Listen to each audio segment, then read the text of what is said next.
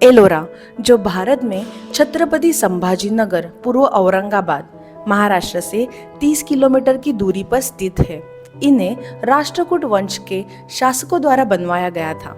अपनी स्मारक गुफाओं के लिए प्रसिद्ध एलोरा यूनेस्को द्वारा घोषित एक विश्व धरोहर स्थल है।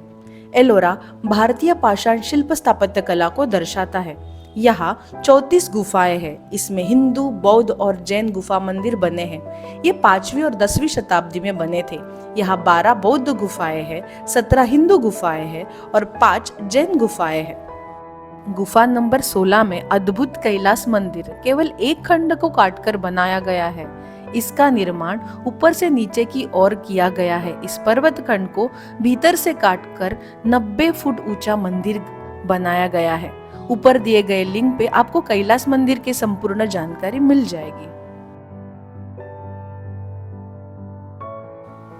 3 ताल गुफा एलोरा में एक शानदार गुफा है जो बौद्ध गुफा है। इस गुफा का नाम 3 ताल इसलिए पड़ा है क्योंकि यह 3 मंजिला गुफा परिसर है और एलोरा में सबसे बड़ा मठ परिसर है। यहाँ भगवान बुद्ध के विभिन्न आकृतियों और कई आकारों की कलाकृतियां देखने मिलती है। इसके अलावा यहाँ श्री सरस्वती, लक्ष्मी और अन्य कुछ हिंदू देवी देवताओं को भी देखा जा सकता है। एलोरा गुफाओं में बौद्ध गुफाओं में सबसे प्रसिद्ध गुफा संख्या 10, जिसे विश्वकर्मा गुफा के नाम से जाना जाता है। यह बौद्ध गुफाओं में से सबसे उल्लेखनीय गुफा है। प्रार्थना कक्ष में भगवान बुद्ध की एक विशाल प्रतिमा है जिसकी ऊंचाई 15 फीट है। यह गुफा एलोरा की सबसे सुंदर गुफाओं में से एक है।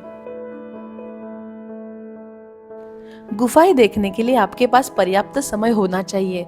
ये गुफाएं बेसाल्टिक की पहाड़ी के किनारे किनारे बनी हुई है। इन गुफाओं में हिंदू, जैन एवं बौद्ध तीनों धर्मों की जानकारी मिलती है।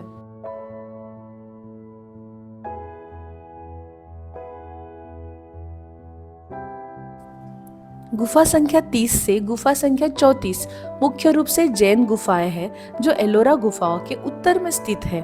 गुफा नंबर 32 इंद्रसभा एक उल्लेखनीय गुफा है क्योंकि इसे छोटा कैलाश भी कहा जाता है, जिसमें जैन तीर्थंकर पार्श्वनाथ, महावीर और गोमतेश्वर उनका चित्रण है। गुफा संख्या 15 को दशावतार गुफा मंदिर कहा जाता है, जो एलोरा की सबसे बेहतरीन और लोकप्रिय गुफाओं में से एक है।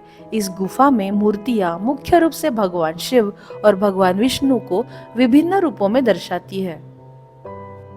गुफा संख्या 21, जिसे रामेश्वर गुफा कहा जाता है, यह एलोरा में सबसे शानदार गुफा है। इस गुफा में देवी पार्वती के जीवन, भगवान शिव के साथ उनकी शादी, शिव के नृत्य और अन्य कई कहानी का वर्णन करने वाली डिजाइन्स है। रामेश्वर गुफा की खुदाई 6ठी शताब्दी ईस्वी के अंत में की गई थी और यह गुफा अपनी मूर्तिकला और अद्भुत सुंदरता के लिए काफी लोकप्रिय है।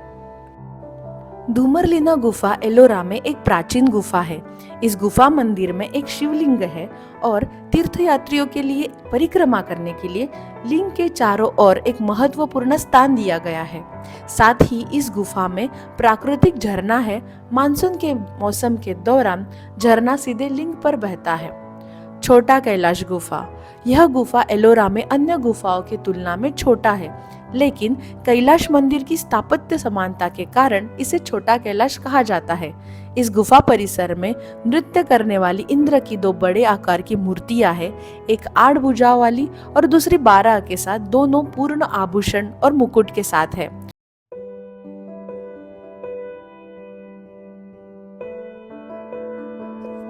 ये सारी गुफाएं घूमने के लिए आपको आधा दिन देना जरूरी है। यहाँ गाइड भी अवेलेबल होते हैं जो आपको संपूर्ण जानकारी दे सकते हैं। यहाँ बुक्स भी खरीद सकते हैं जिनमें आपको केव्स की जानकारी मिल जाती है। एलोरा में प्रवेश शुल्क देना जरूरी है। 15 साल तक बच्चों के लिए कोई भी प्रवेश शुल्क नहीं है। एलोरा की गुफाओं में सुबह 6 बजे से शाम को 6 बजे तक खुली रहती है। हालांकि एलोरा साल में किसी भी समय यात्रा किया जा सकता है, लेकिन एलोरा में घूमने के लिए सबसे अच्छा समय सितंबर से मार्च है। इन महीनों के दौरान मौसम सबसे अच्छा होता है। एलोरा छत्रपति संभाजी नगर औरंगाबाद से 30 किलोमीटर और जलगांव से 60 किलोमीटर तक है। इस वीडियो को देखने के लिए आप सभी का धन्यवाद। इस ऐतिहासिक प्लेस छत्रपति संभाजी नगर से और वीडियोस आएंगे, उसे देखने के लिए स्प्रूटेल्स को सब्सक्राइब ज़रूर कीजिए। और thank you so much everyone, ऐसे ही स्प्रूटेल के साथ जुड़े रहिए।